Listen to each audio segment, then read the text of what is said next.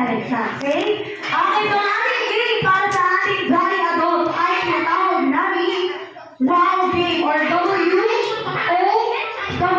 So ang mechanics mo ng game, ipapasa sino ang nakalaro ng isa ng Wow Game. Raise your hand.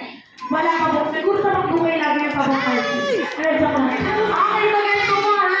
Sa ang mechanics mo ng Wow Game, ipapasa niya lang po yung balloon pataas, papunta likod, ganito po siya.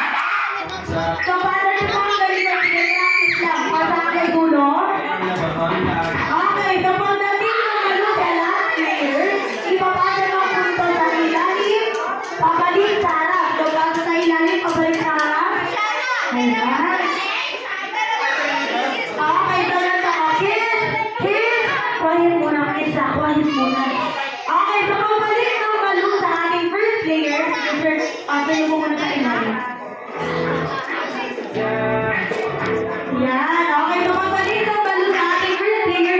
Si Sir at si Ma'am ay forward ng button, forward na rin. And then Sir at Ma'am nasa po kayo dun sa likod. And then, kaya po namin siya tinawag na wow game kasi siswerte na po yung wow kasi ang inyong kwet or malakas. So, ganito po siya. W. So, kaya sa tinawag na wow game, isa-spell niyo yun. Okay? So, huwag kayo mag-alala, sir.